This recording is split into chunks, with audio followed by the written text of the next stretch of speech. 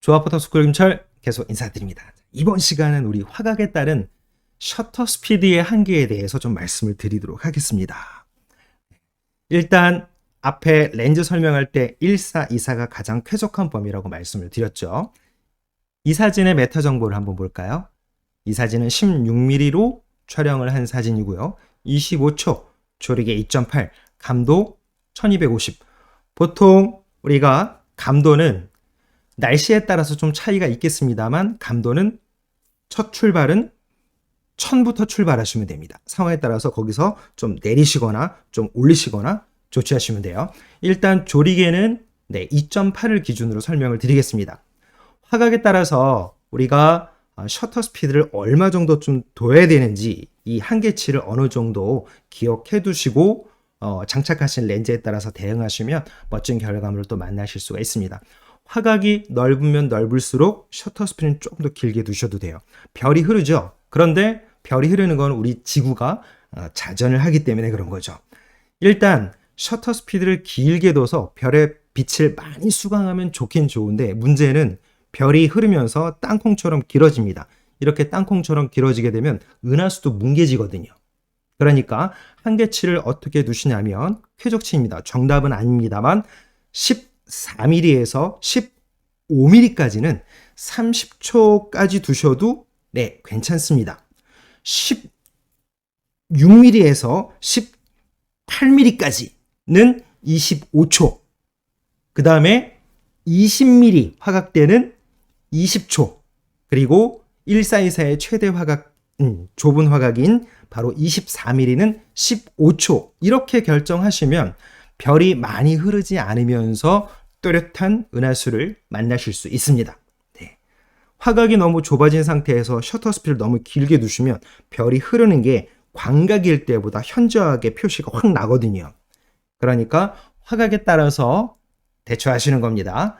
다음 사진도 한번 보겠습니다. 이 사진도 마찬가지 16mm이고요. 25초, 2.8, 감도 1250.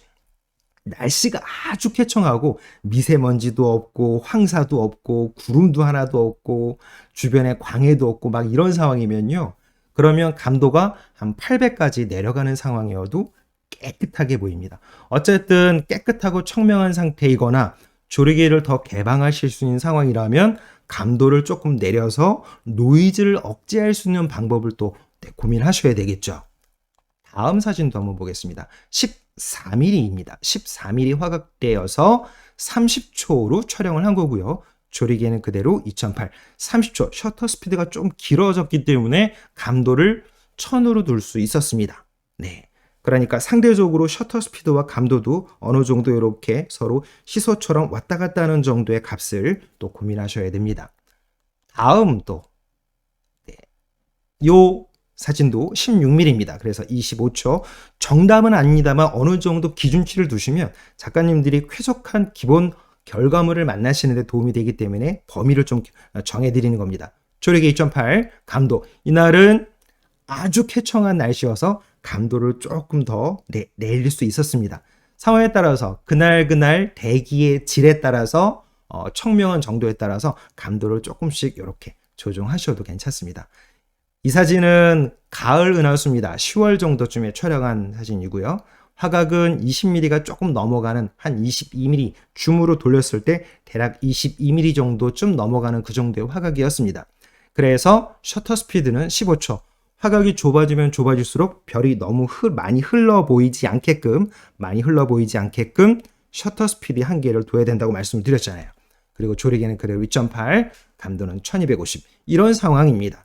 그래서 작가님들이 고민하시는 거는 화각, 보유하신 렌즈, 화각을 어느 정도로 줌을 하실 건지에 따라서 셔터 스피드를 먼저 어느 정도쯤 가야 되겠다라고 정해놓고 하시면 좀 더 편하세요. 다시 한번 마지막 정리해 드리겠습니다. 14mm, 14mm하고 15mm까지는 30초까지, 그 다음에 16mm에서 6mm에서 18mm까지는 25초, 그 다음에 20mm 화각대는 20초, 24mm 화각대 즈음이면 15초, 이렇게 해서 조금씩 화각이 좁아지면 좁아질수록 셔터 스피드를 안쪽으로 조금 좀 끌고 내려와 주셔야 됩니다. 네.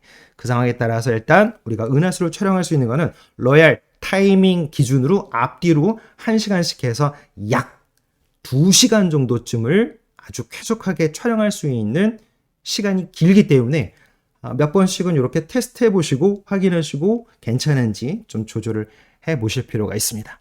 됐습니다. 이번 시간은 우리 렌즈의 화각에 따른 셔터 스피드의 기본 값을 말씀을 드렸습니다. 계속 이어가겠습니다.